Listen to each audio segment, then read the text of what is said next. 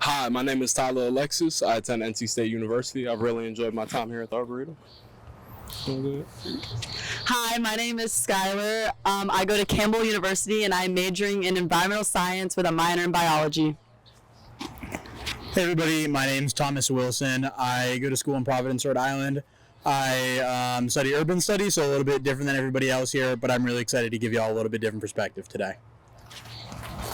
Hello, I am Trace Fulbright. I attend NC State University and I'm a horticulture major, and I am very passionate about rhododendrons and nursery work. Awesome. All right. Okay. So I'm going to start today off with Aloysia mirabilis. I chose this plant because it's usually not on display in the Arboretum, so it's really cool and it's looking forward to all the attention it's going to get today. Here's it better. So there's a couple of very unique things about this plant. First of all, it's endemic to the Namib Desert, which means it only grows in that desert, which is why it's not planted out here in the Arboretum. It's just not hardy enough to live out here. Another thing you can see is there's only 2 leaves on this plant, and in its whole life it'll only ever have these 2 leaves. It won't shed them or anything. They'll just continue to grow and grow. We can now have the picture up of how big it gets. It gets absolutely huge. This plant right here is 2 years old, but it can live to be anywhere between 1,000 to 1,500 years old, which is probably the age of the plant you're about to see or are currently seeing on the screen. Some other unique aspects, it's related to a conifer. It's a gymnosperm, and it's the only gymnosperm that has CAM photosynthesis. It also has special structures on it, so it absorbs the dew at night in the desert, which is interesting. And it's known as the desert onion because indigenous people will eat the core of this plant. In their translation, it's also known as the 2-leaf plant that never dies, which is pretty much what it is, to sum it up. Any questions? Well, I have a question for her. Oh gosh. This is Tim Alderton talking. Can you explain CAM photosynthesis to any extent? I'm not really good at that either, so I'm going to see if you know anything. Very simplified version. It does photosynthesis during the day. Its stomata is closed during the day, so it's not letting any water out. And then during night, it's when it does the diffusions of the transfer. Kind of process this. Yeah, the process is at night. Yes, yes. Skylar, we have somebody who wants to know what a gymnosperm is. That means it's a naked seed. It doesn't have anything protecting the seeds. So what are some other kinds of gymnosperms that they might know? Like pine cones are an example. Cycads? Yeah. Yeah. All right, I'm going to show the picture now that you shared with me, so everybody can see that little plant that that Skylar is holding. In another 1,000 years, this is what it could look like. This is one out in the Namibian desert. And you see that top area kind of along the edges. You see where my cursor is. Those are the flowers. It looks like these are male cones on there is what that looks like. But this is basically 2 leaves. They just kind of shred up, and so it looks like a lot more leaves, and there may be some seedlings down here under it, but it just keeps growing like that. It's crazy plant. Okay, so I am doing, well, the first plant that I am doing today is a pomegranate, a flowering pomegranate, an ornamental pomegranate, and here's the label. I'm not going to try and butcher its cultivar name this time, but it is native to Iran and northern India, and this is a red to orange flowered form cultivar. There are other peachy pastel forms. There's a picture of a white flowered form that's very nice and can be shown. I really like these plants. Every cultivar, I like all of them. They have just been putting on such a display the entire time I've been here at the Arboretum, which since mid-May, and they continue to put on a display. they don't get overwhelmingly large for the most part. They are just a large shrub, and so I really like them. They are hardy, and like I said, you can get them in a variety of colors, from oranges to whites to peaches and other kind of pastel colors. There are double flowered forms like this one, or single flowered forms that fruit. And you know, I'm not too big on eating pomegranates, so the ornamental pomegranates are, you know, just fine for me, and I prefer them. So yeah, I think that the ornamental pomegranate is worthy of anybody's landscape. And yep. Is there any questions?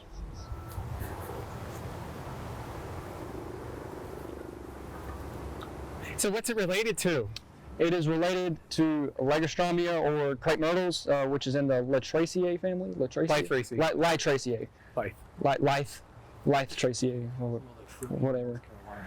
Yeah. There's a question about will they fruit in North Carolina? Will they fruit here? Oh, will they fruit here? Yeah. I know some will, yes. Some cultivars will. I know that to be true. We have several in the garden, and there's a Russian one which I would mutilate the name. Mark said it's like Savalosky. Yeah, that's one we have that has been selected for fruiting, and we've just had it in the garden for a few years, but I think this year we'll get some fruit on it. Some of the not so double ones, this is a super double one he has here. This one doesn't set fruit very often, if ever. Some of the other ones that are semi-double or single, they do fruit here in the garden, though they're not going to look like the ones you get in the store that are great big 5-inch across thing. They're going to be much smaller. They often split in the garden too. So to add on to that, I'm from Hickory, North Carolina, and I know that there's been pomegranate trees. I've seen pomegranate trees there that have fruited and dropped their fruit on the street. So. All right, it's for my second plant. I chose the Trifoliata Orange. It's in the Rutaceae family. It's a Poncirus Trifoliata. However, there's discussion of transitioning it into the citrus family instead of the Poncirus. It's unlike the other citruses because of its deciduous compound leaves and its pubescent fruit. It is native to China and Korea. It is used for some medicinal purposes, such as using the fruit for itchy skin, colds, toothaches, a lot of different stuff. The reason I chose this plant is if you can like zoom up on the little, like the ones and stuff, I feel like this tree should be like in a fairy tale movie. I just think it's really cool. You can like eat the fruit. It's not very good. It's very tart. It tastes like an orange and a grapefruit like mixed together. You can see them on a tree. They're small and green. They will get a little bit bigger and they will turn yellow. People do use the fruit for some jams and jellies. But it's not super commonly used. This is a very, very hardy plant. It can grow in the cold up to zone 5, I believe. You can also, animals don't really like messing with it, so you can use it as like a little blockage because of its thorns, which is cool. So yeah, that's pretty much it. Any questions? How old is this tree? We're not sure that. We're not 100% sure on the age of this one. This predates the really good record system we now have at the Arboretum. My guesstimate on this would probably be 30 to 35 years. So this is a really old specimen here. We have another slightly smaller one over in the winter garden as well. Both of them have been gone for years though. Where are you standing now? Where are we standing now? Oh, we're standing right behind the education center. Right behind the education center. What is the name again of your plant? A Trifoliata Orange. It's also Poncirus Trifoliata. And what cultivar is this? This is the Flying Dragon.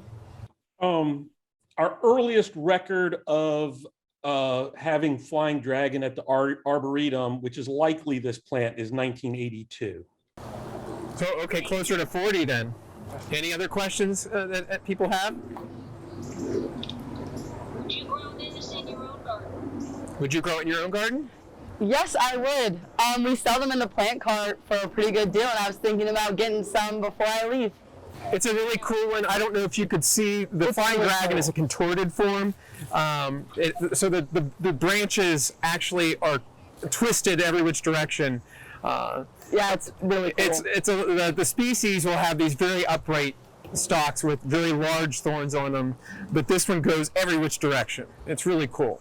So for your reference, if you come down past the Asian Valley, and then go into the xeric garden, or the dry garden, to the southwest part of the Arboretum, that's where we're actually at. So if you're trying to find this on your own someday, you can find it down here.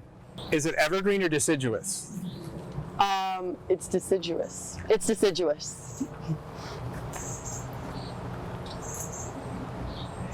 They do use this species, they cross this with other species of citrus to give some hardiness to them, and we have a couple of other hybrid citrus in our Asian Valley that include this in their bloodline, and the plants are a whole lot hardier. They are semi-evergreen to evergreen in our climate most years. On a cold winter, they will go deciduous as well, much like Trifoliata Orange, allowing them to survive here.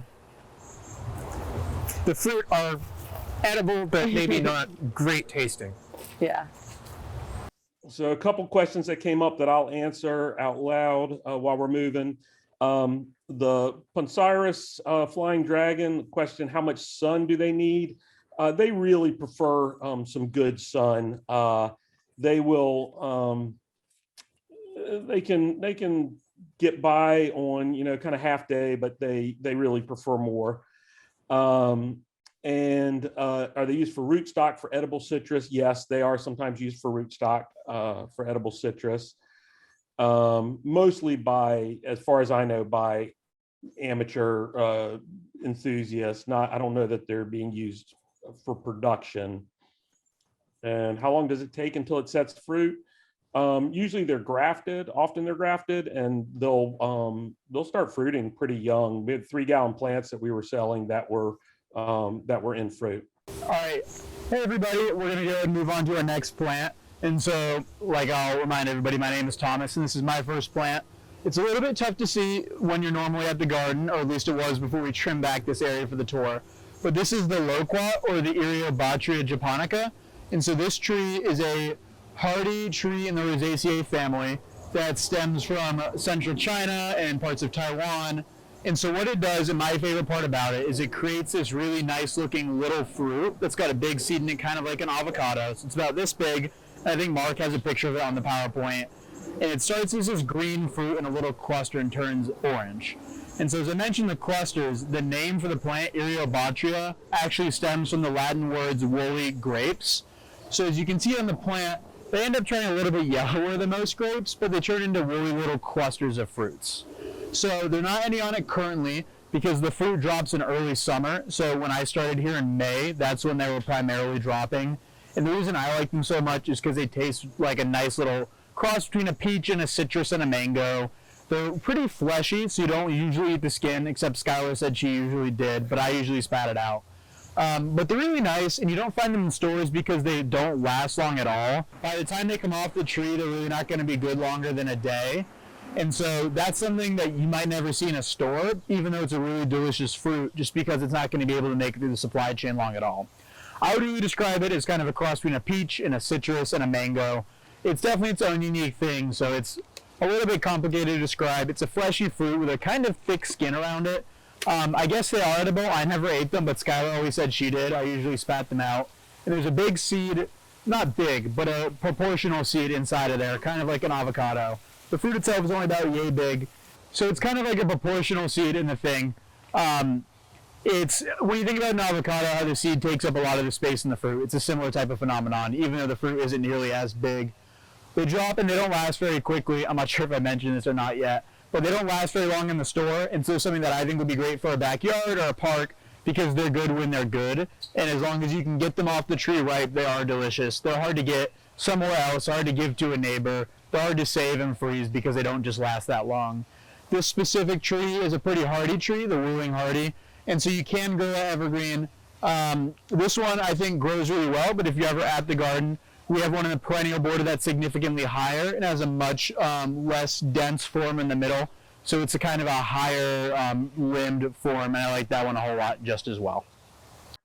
There's a question somebody asked about whether we would ever find Euphoria japonica on the plant buggy, and it's certainly a possibility, but more likely you would find the that loquat on our plant sales or something like that rather than the plant buggy.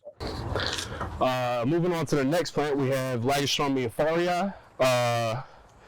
This plant, I believe, was originally brought here by Dr. John Creech in the 50s. The seeds came from Seeds. This one specifically, I don't remember where you said it was, but it was outside. It was moved here in the 80s. I believe they get anywhere 30 to 45, 40 to 50 feet tall. They have white flowers. The exfoliating bark was one of the reasons why it was selected as choice. It is one for the color, two for the fact that it doesn't really hold. It's very disease resistant and resists mildew well. Is it? Oh, okay.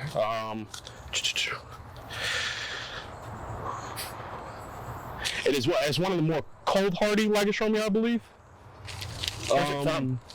Yakushima, Japan. He brought the seeds from Yakushima, Japan island.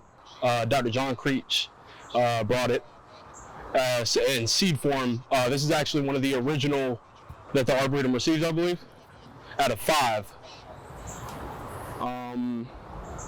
Just once again, if we missed the first part, was brought here. The seeds brought here by Dr. John Creech in the 50s. This specific plant was transplanted from, it was still within the garden where? It was over near the Fantasy and the other one near the visitor center. Okay. Yes, but was transplanted here in the 80s. And I believe that's what I got.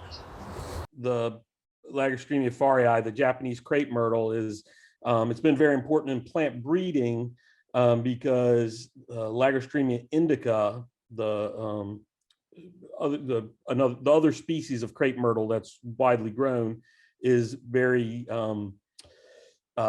disease prone, especially powdery mildew. And Lagerstroemia euphoria gets very little powdery mildew, and so they use this in breeding to give both that great bark, but also to impart powdery mildew resistance. Okay, as the next plant, we have Vitex agnus castus, or otherwise known as chaseberry tree or monk's pepper. Generally, this is native to Mediterranean areas. They typically grow, what was it, 8 to 10? Maybe even bigger. Oh, larger. So this one is supposed to be specifically, right? So what? And the other one we have is on the roof garden. Mm-hmm. That one's a little bit smaller. But that's because it's confined to a pot. So this is, what's the cultivar of this one? Do you remember? Was this not? This is pink pinnacle. Vitex agnus castus, pink pinnacle. Yes. As you can see, the spikes of flowers. I believe. I don't think these are. Those are going to seed. Yeah. So yeah. So as Tim said, these are going to the seed. But I don't know if you can see it. If not, there may be some pictures. But the pink flower spike up here. The pink flower spike. This plant is actually used medicinally. The herbal use is generally in the seeds of the berry, the fruit.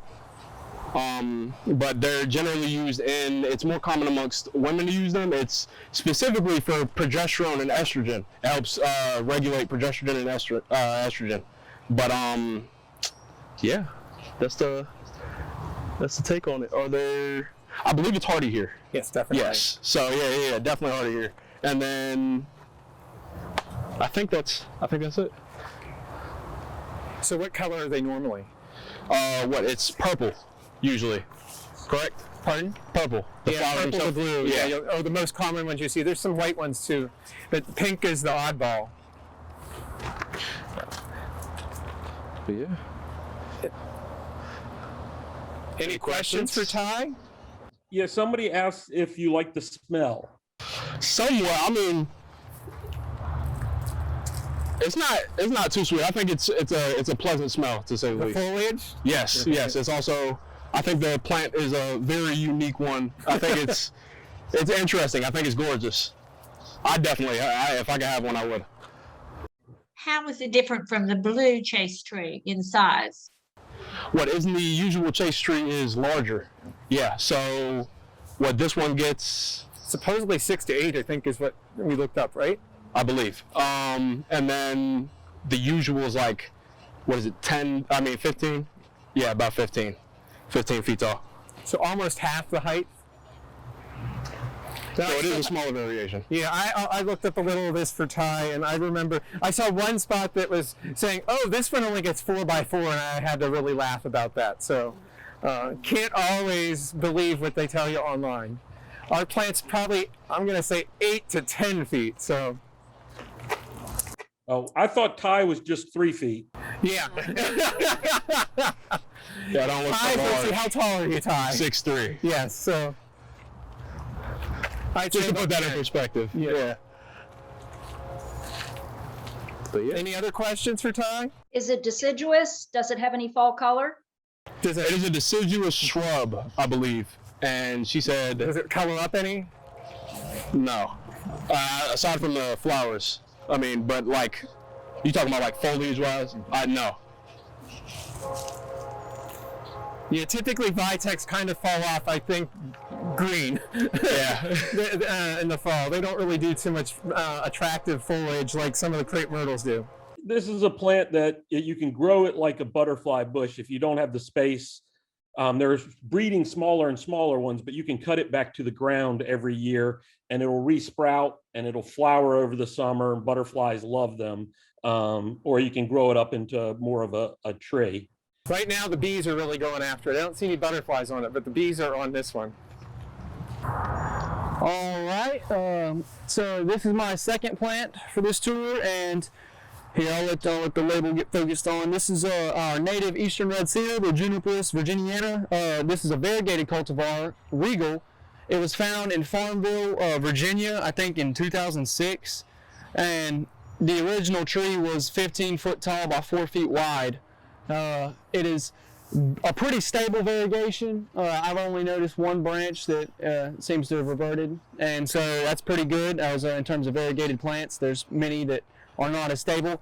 I think that we really give a lot of appreciation to exotic conifers, and I think that there could be some more appreciation given to our native eastern red cedar and nice cultivars such as this.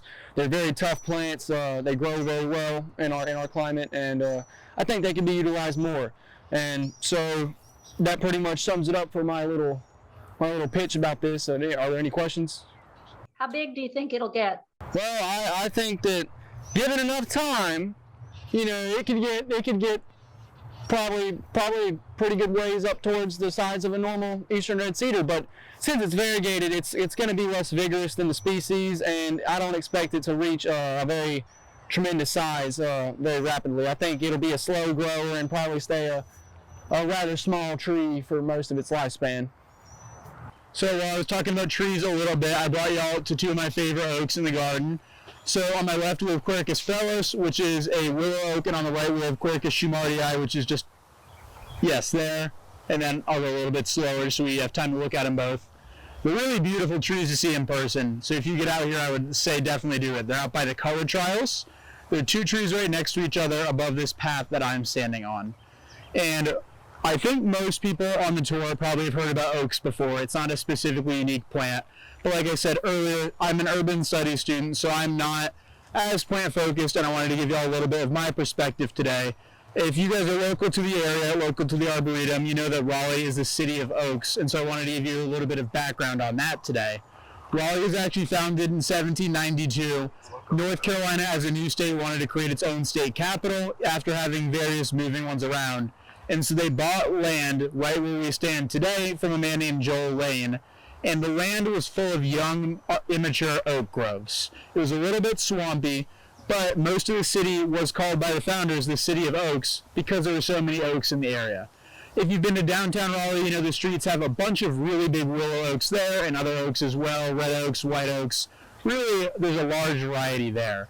But I think what I find so interesting is because the city was founded so long ago, most of the trees we have actually outlive the city, but not by a significant amount, because they just outlive, or they are specifically from when the streets were being planned. So if you go along the streets and you see how they meticulously fit along our sidewalks and things, that's because they were planted back in the late 18th century.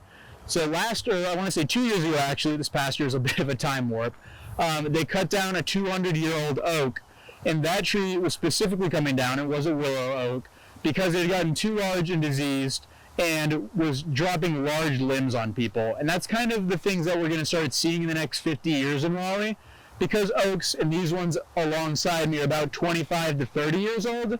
When oaks hit that 200-year mark, they tend to start falling, and some of them will be okay, but in an urban environment, it's really important that we cut the limbs that are falling off, and at that point, you can have a really large empty branch, but in a city, we really want that shade, especially in a city like Raleigh, where it gets so hot. And so that's when we'll start taking those trees out and planting new ones. It's interesting that Raleigh is a city of oaks to me, because there's so many other tree varieties there. There's taxodiums, there's a few dawn redwoods, I want to say, not too many. There's a bunch of different things, and it's just a really interesting assortment. One thing specifically about oaks, if you don't know already, is if it's got an acorn, it's an oak. And so when you look in Raleigh, when the oak trees are dropping their acorns, it's much more acutely the city of acorns, because there are so many hundreds and thousands of them on the ground. And if you know on New Year's, they drop the acorn instead of the ball. And I think to me, the oak really symbolizes kind of the strength of Raleigh, but also if you're looking downtown, you can tell how old the city is by looking at just how big these oaks are, because they're about the age of the city. And I think they tie into the city's history really well. Do you have any questions about oaks in general, or that kind of story that I was telling? If not, that's all right. It's a little bit out of place for a plant tour, I know. No one yet, so. Cool.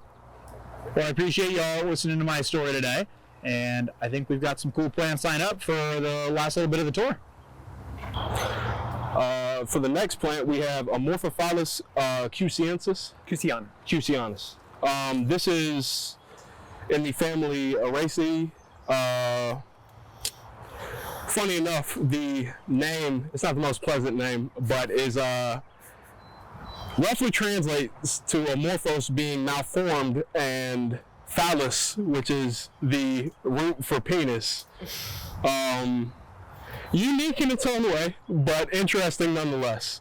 As you can see, I believe the fruit actually start out as the green, and then slowly over time they developed into like this ruby kind of pink color, and then over time continue to turn blue as they prepare to drop.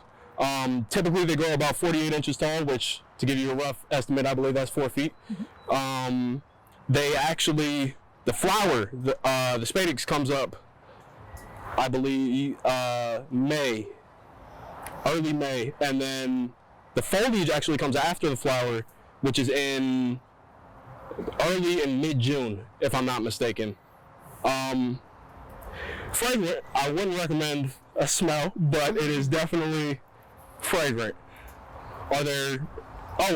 Origination, it actually is from Taiwan, Japan, and China. Just for a little bit of history. Are there any questions? So how many leaves do we have here? These are actually each one is individually, each one of these is individually a leaf. So what's that long stem? Do you know what that's called? Is right? Are you talking about just... Yeah, that part. What is it? That's not a petiole. That's a petiole? Yeah, it's the leaf petiole. And which on the amorphous phallus, the petioles are as really beautiful as, if you ask me. But this one flowered for us here, like Ty was saying here, in late May and early June. We had some blossoms. Flowers are not quite as stinky as konjac to me. This is more of a mothball smell to me on this one, but a lot smaller. It's kind of a fleshy color, and it sits up on a tall pedestal, and it's a lot smaller flower than konjac, which is the more common one. Does anybody have some questions for Ty? Does it seed annually? We'll get flowers on these periodically. I won't say it would be annually. And it's a tuber. Mm-hmm. So it dies back down, and towards like fall, so about October. Mm-hmm. Repeat question, is it variegated? No. No repeat What the? questions on Oh, sorry.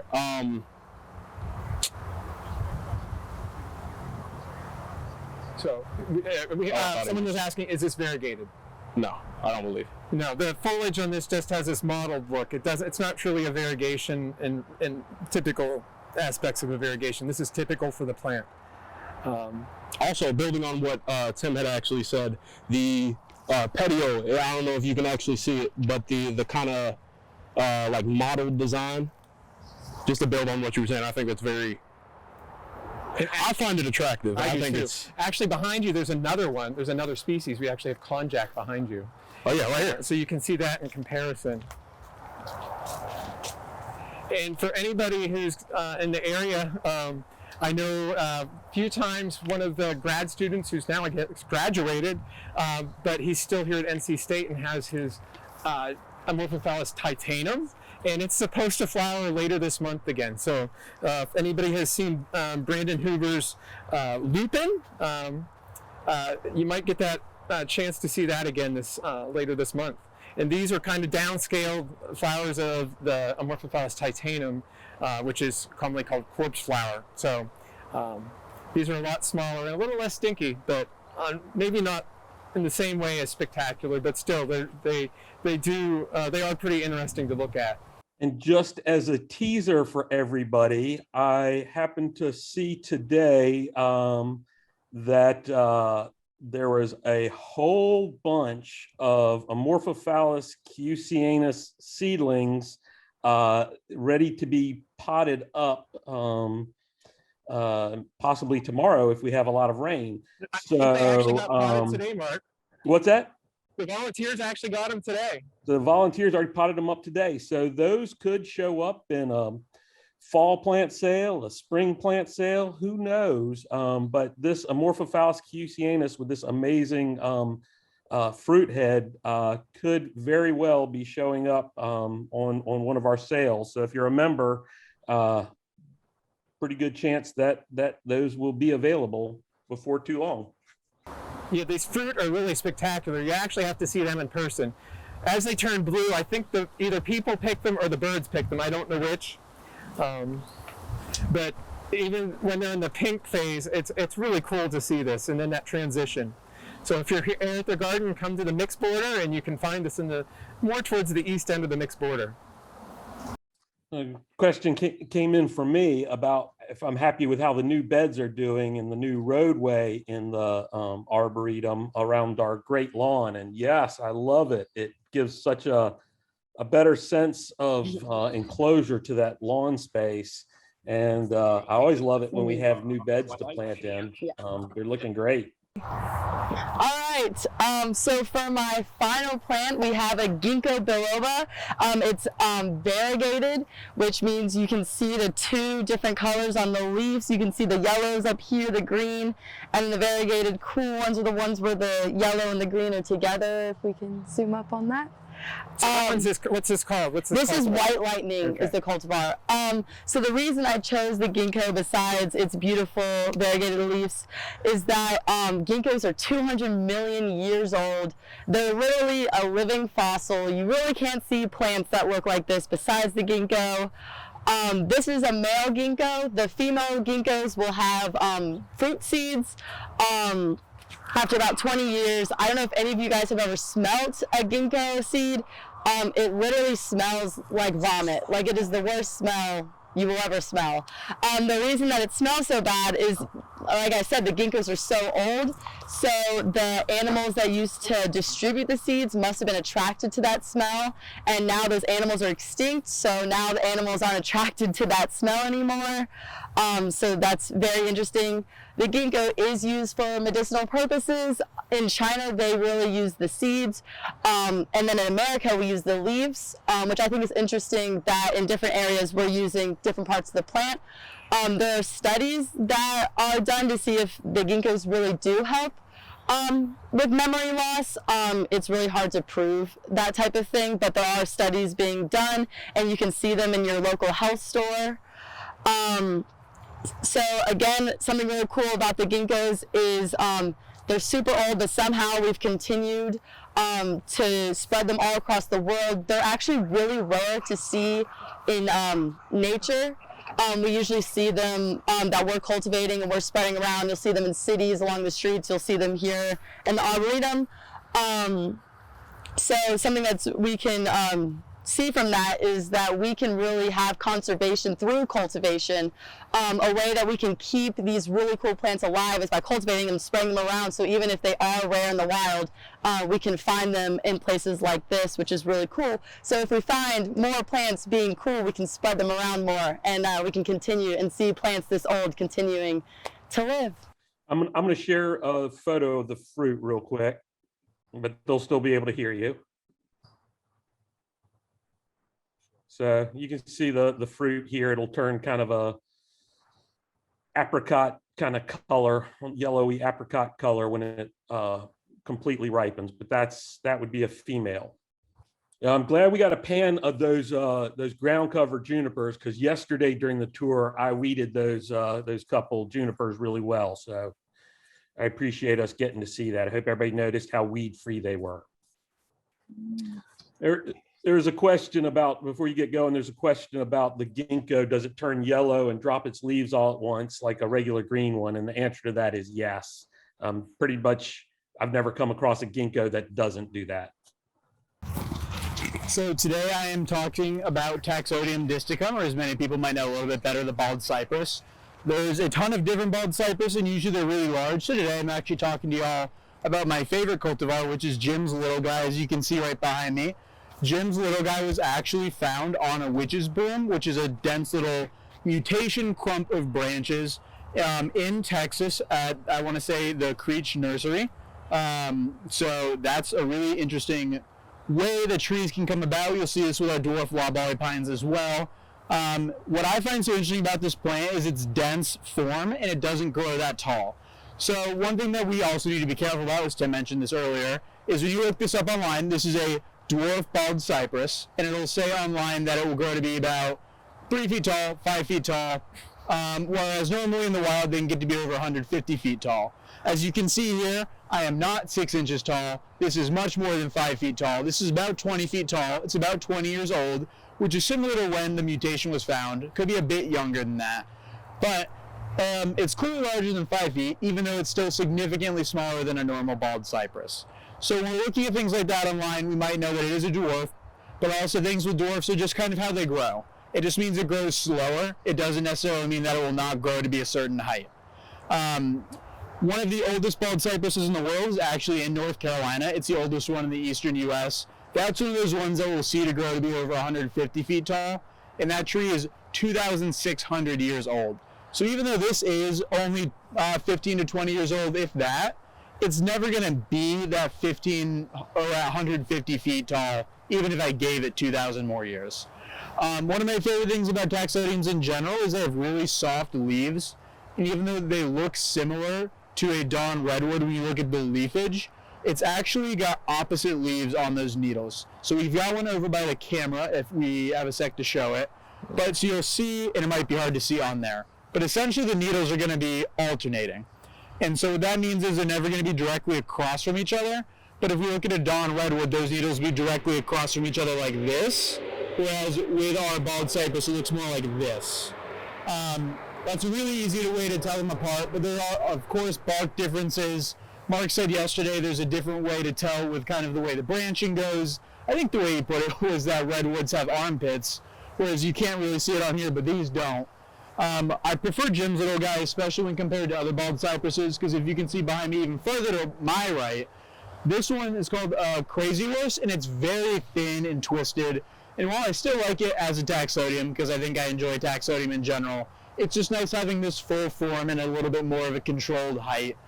We have other Taxodiums throughout the Arboretum that are well over 50 feet tall, and those are a little bit too tall for me to grow in a pot, which I'm doing with this Jim's Little Guy at home. So I think that's a great one to have.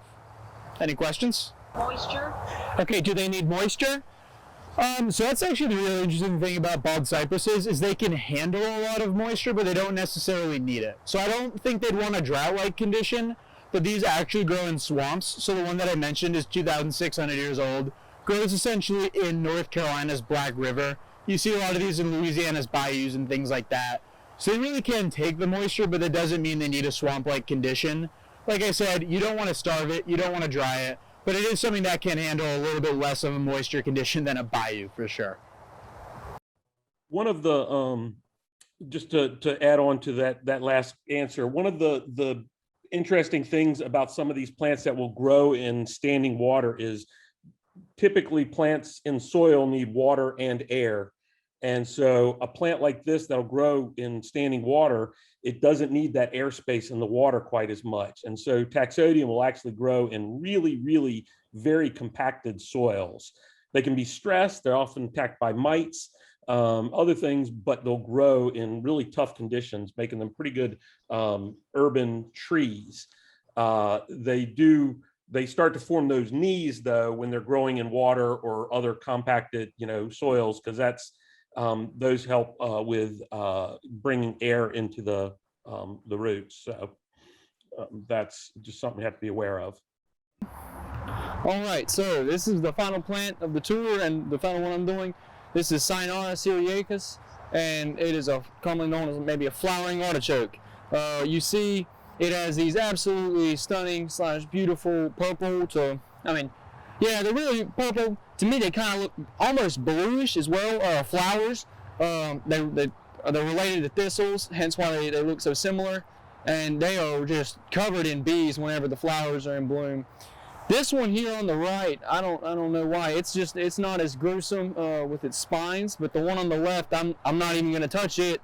It is much more spiny. These are from a Mediterranean type climate, the Middle East, and it is as a result, their leaves are kind of waxy. Some plants have a hair, but this one I noticed it really whenever I was touching the flowers the other day. They actually get sticky, and it's from they got glands, sticky glands. Prevent that water loss, arid environments. So this is my plant. I think that they have a nice structural form whenever they get tall. This is in full sun, so it's not stretching as much. We have one in the white garden that's got maybe 8 feet tall, and it's very impressive. It's a very impressive plant with its form and just covered in these vibrant blue, purple flower heads. So, but yeah, I think that's about it. Any questions? I just missed it.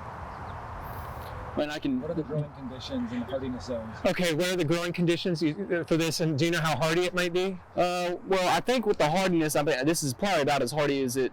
This is probably about as far north as you can go with it in terms of hardiness. Well, I won't say as far north, but 7. Okay, zone 7. We'll say that. Growing conditions. Mediterranean climate. You wouldn't want to keep it wet. You would not want to keep it wet. They're used to drier summers. And cool, mild winters. So I would just say, don't let it die of dehydration. But you don't need to keep it. You wouldn't need to keep it overly saturated for sure. Maybe Tim could give a better synopsis of the growing conditions of it. He's grown these more than I have. So. That sounds pretty good. Yeah, they don't want to be wet. They like a well-drained soil. Full sun is best. They'll take a little bit of shade. As he was saying, the Mediterranean, and Mark was remarking yesterday when we did the tour that he has one at home and it's done very well, but his is already starting to die down. So when these are done flowering, they tend to take a short dormant period before they'll start growing again in the fall. And it allows you to actually plant some other things around them, which is really convenient because they can be rather spectacular through our winters here, just growing for their foliage, and then you get the added bonus of having these enormous thistle type blossoms the rest for a month or two in the summer. Oh, can you see this? Sandy would like to know, is it edible like other artichokes?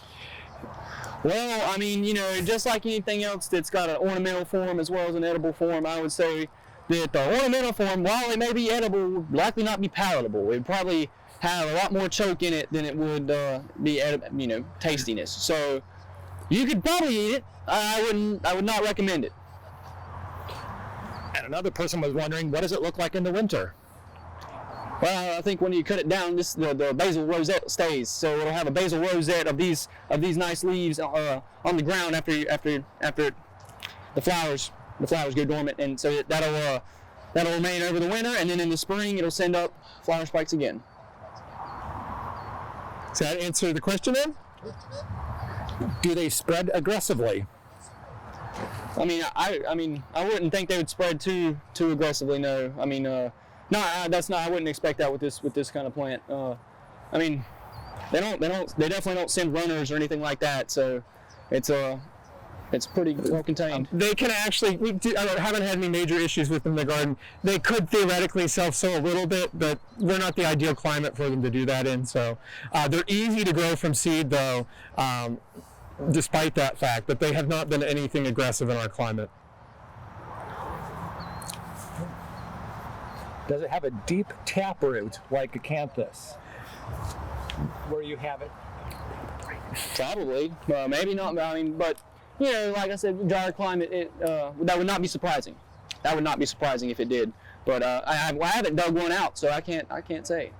We dug some of that out, but I wasn't here when they did it, so I don't remember. I didn't get to see what the root system looked like. There was more than in this bed, but that was also not one of the ones that. I would think it probably does have a starting taproot. But what do you think, Mark? It does have a pretty good taproot, but it's not like acanthus. It's pretty darn easy to remove. You know, acanthus, I know what you mean. Every root you cut on an acanthus grows into a new acanthus, and you don't have that with the cardoon. So you can dig out the main root and get rid of it pretty easily. Also a note, Gwen says that she's told the stems are edible, which is I certainly believe. I've never eaten them, never heard that, but. I missed part of the last question, but I think someone was asking where are they located here in the Arboretum, and are they always in the same spot?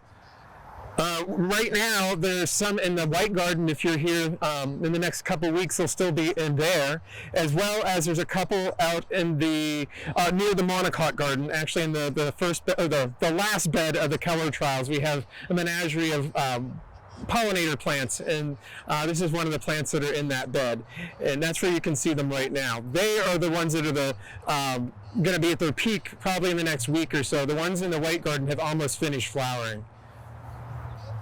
I think we've finished with the interns, given this good tour today.